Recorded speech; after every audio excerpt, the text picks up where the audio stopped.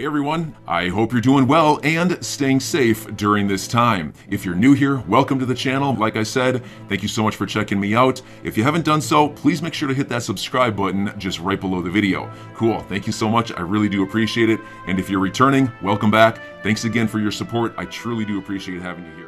Take a look right here. This is CoinDesk, and look, besides listening to what is said, I want you to pay attention to the faces of the people on CoinDesk that they can't believe they actually have to cover this. This is about the breaking news last week of the consensus majority shareholders now calling for a public audit because of the irregularities that have happened with consensus and Joe Lubin's decisions to sell companies and not disperse the funds properly. Well, the shareholders of Consensus AG have missed out on their fair share of that $3.3 billion. Recently, there's rumors that Consensus is raising, Consensus Software Incorporated is again raising at a $7 billion valuation. Now, if that transaction was illegal, then unfortunately all of those parties have invested in a company that does not own the intellectual property that it claims to. What we want to see, someone's been ripped off here. Either it's the people who have invested in Consensus Software Incorporated, or it's the original shareholders. There you have it right there. It's one or the other. And that's where we're at. And that doesn't even deal with the ETHgate on the side that we've been covering. ETHgate just got bigger because now it dips into the backside of the shareholders inside the company as well. Just horrible what's happening here. And I hope we get it cleared up by exposing it, just like ripping a beehive open. Let's just get it open. Rip that band-aid off. Look right here. We're going to move through this pretty quickly now because I want you to see we are moving towards a narrative, and it is really not even disputable at this point. U.S. Treasury Department is warning U.S. banks and financial institutions to be on high alert for sanction evasion, including via cryptocurrency transactions. Well, it ain't all. We see here that Russia, citing TV report, that they are now signing a new law with Putin here that allows him to seize the bank deposits of Russians. Hello, be your own bank. Yeah, Glint Pay. Yeah, got my money on the card. I can avoid the banking system here. Let me see what's going on with this page. 1 second here. There we go. So the long-awaited Biden executive order on cryptocurrencies outlining the admin's view of digital assets and directing further study of economic, regulatory, and national security issues is finally expected to be signed by the president this week. You know, I did a great sit-down interview conversation with Linda P. Jones, and it was a fantastic conversation. Shout out to you, Linda, for taking the time to sit down with me. But I tell you, you know, this is all coming to a head here, and this is really much bigger than just crypto. I know that the executive order is going to be signed this week. They're saying it. We thought we were going to get it last week. But if they get this done, what it's going to do is be a directive. Shout out to Spencer H. Him and I had a great conversation about this last night. And it really is going to, you know, send the proper agencies out to do the work that they need to get the framework really, I think, designed, and then we're going to have some congressional input afterwards. But I digress. Let's take a look at this because it's not just in the U.S. that we're seeing motion here. I want to very quickly give you this. because we know that the European Union basically struck out the idea of proof of work because they were talking about banning it, but they took that part of the verbiage out of the bill or the proposed regulations, and basically now they're focused on offers to the public of asset reference tokens. We're talking about stable coins here. And it's a big deal that we're talking about stable coins here because stable coins can take up many different forms here. As Linda says here, not long after our conversation talking about collateralizing the ledger, the XRP ledger for price, Santander, which is a Ripple partner, says that they are launching loans in Argentina collateralized with tokenized commodities. Stay with me through this because I'm going to land a plane.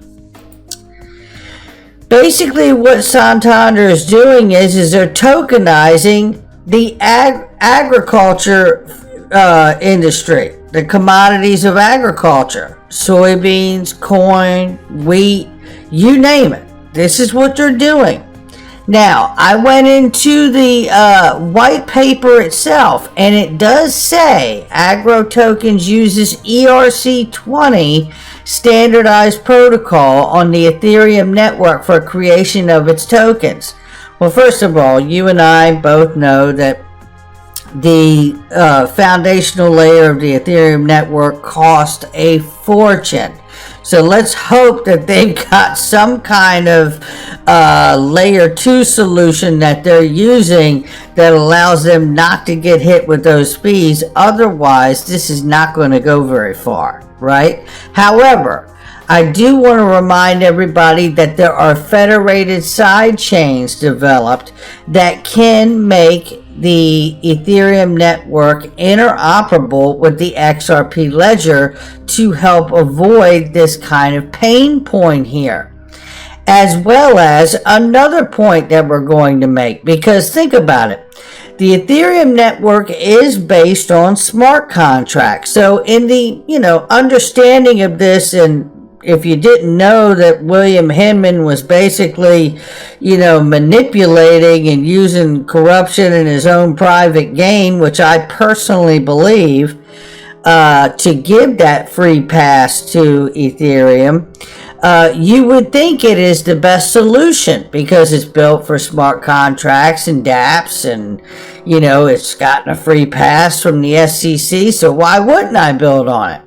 But let's stay with me here. The basic model of central bank digital currencies would run on Ripple is a federated sidechain where a private company or a private copy of Ripple's ledger is the CBDC, doing its own thing, but would exist on the largest ledger to allow interoperability. That's what I see here. Franklin Knoll really nails it. I see the same thing with CBDCs as I see with tokenized commodities. Whether it's oil, gold, or soybean, wheat, or corn, it doesn't matter. It's all going to be interoperable at the end of the day because of federated side chains, giving the interoperability to the ledger. Don't believe me? Hang in there. Ripple's going to prove it too. But let's talk about the impact globally and what's really going on here. I want you to hear from this lady who used to work at the World Bank and was fired for exposing corruption. Take a quick listen. But I had been warning the... Well, so they were shocked about that. No, actually, Senator Lugar was fabulous. He wrote 3 letters to the World Bank saying, don't fire this lady. And the Senate Committee on Foreign Relations at that time was chaired by Joe Biden, and there were 2 senators on there. Our friends Hillary and Barack. So, and those people were really concerned about the corruption inside the World Bank. That is until, the revolving door. And then the power behind the throne, which is also the power behind the presidency and the executive branch of the federal government, they're the ones that are really trying to run the show. But, all good things have to come to an end. And that's why the BRIC countries, Brazil, Russia, India, China, and South Africa, they've read the Riot Act to the World Bank. They said, we don't want these big boys, and I can tell you exactly who they are because of a very good study. Anyway, the BRICS said to these big boys, if you guys aren't going to play by the rules, we're out of here. We're losing patience with you. And that's exactly what we're talking about and what I'm showing you in this diagram. It is from the BRICS Business Council. We know that they built their own financial system to get the workaround around SWIFT. What she's talking about is the manipulation of SWIFT and SWIFT sanctions to keep the dollar as the global reserve currency and to punish other countries. Now, we can debate all day whether those things are right or wrong, but that isn't the point. The point is that they're fed up, and we know that they have another system. So that could lead to a U.S. dollar will collapse. There will no longer be a petrodollar. We will be moving to a gold standard globally.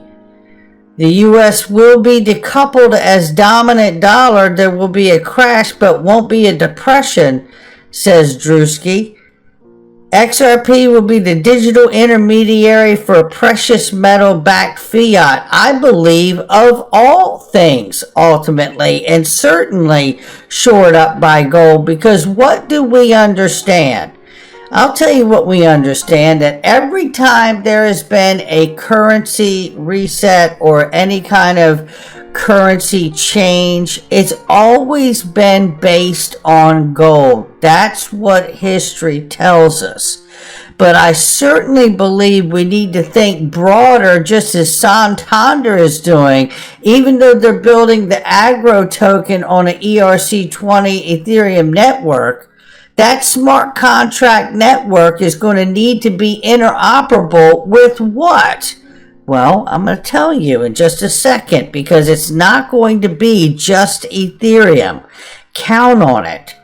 But listen to hear the impact of the sanctions of Russia. And listen to what history has told us the last time Russia was sanctioned as well. Take a listen.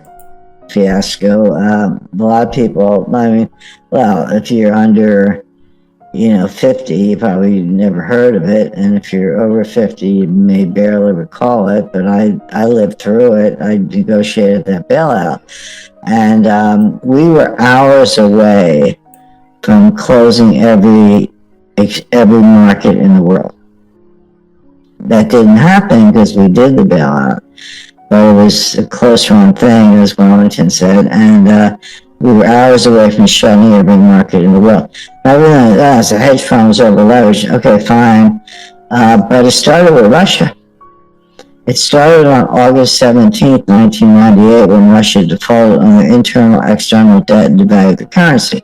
And then that started a cascade because, Credit Suisse was a big underwriter of Russian bonds.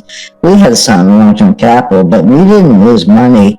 We didn't lose that much money in Russian bonds. We lost money on everything else, and $1.4 trillion worth of derivatives when spreads widened because there was a full-scale global liquidity crisis. But it started with Russia. It did not start in Greenwich, Connecticut. It just ended up there. My point being, here we go again. Here we go again. And this is what he's saying, is that cascading effect that we've talked about here, is that these central banks are connected at the hip. That's why it's a global economy. And we're holding debt on the other side of the pond from Russia. So when the sanctions go into place, it's the debt holders, the bond holders, that are really taking the hit, along with Russia as well. So it's systemic, right? That's the problem. Linda P. Jones from yesterday's interview. If you have not heard that, I really highly suggest you go listen to that video from yesterday. A 25-year Wall Street veteran, Linda P. Jones. She says here, I think Swift money moved to SIPS, which is, by the way, China's cross-border interbank payment system. And she says on February 22, 22, and the QFS, or Quantum Financial System, with new Treasury notes will be made public. She says she believes March 21st of this year. We're moving to a new financial system and away from the traditional banking. I absolutely believe that is true, but I want to point out this, because this is Ripple. And they talk about giving their customers easier access to buying, selling, and holding crypto. Many businesses have seen increases in revenue and customers' engagement. Well, what I want to show you is this. It's the key considerations when choosing a crypto liquidity provider. Obviously 24/7, 365, right? That's it. Always on. A liquidity partner serving enterprises must also provide exceptional breadth of liquidity. Multi-asset liquidity is vital, right? In order to achieve this, enterprise customers require a new way to source digital assets from broader crypto market easily, efficiently. Designed a turnkey solution for enterprise needs. It's Ripple Liquidity Hub. Remember how Ashish Burla told us it would sit on top of something like Coinbase? Well, let me tell you, I also believe it will sit on top of something like the New York Stock Exchange. I also believe it would sit on top of something like the Chicago Mercantile Exchange or the Hong Kong Exchange eventually, and so on and so on and so on. Why do I believe that? Because the Ripple Liquidity Hub is really set up so everything runs on the ledger, or at least across it, because it is the back-end decentralized exchange for the world, and it becomes the liquidity hub for all the money. Being able to make markets from the Ethereum network ERC20 agro tokens from Santander and the commodities market. Now, we talked about this, the idea that you could have collateral from all different aspects of industry, whether it be corn, wheat, soybean, that's tokenized, 100% collateralized, and put on the ledger so you can do backed loans. We just had this conversation yesterday about providing a floor price for the XRP ledger, because you could put a certain amount of reserves, whether it's oil, gold, any kind of other commodities in the metals, or in soft commodities like corn, wheat, and soybeans, right?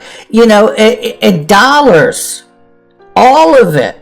Certainly gold could be the backbone of that to shore up the system. I'm your guy. I will keep you posted. I'm your advocate. I'll be back on a daily basis, usually multiple times per day, with these videos to keep you updated with everything going on. So I hope you enjoyed the video. If you haven't done so, make sure to hit that subscribe button. Feel free to share any of my videos with your friends, family, social media, or anybody who may care to listen.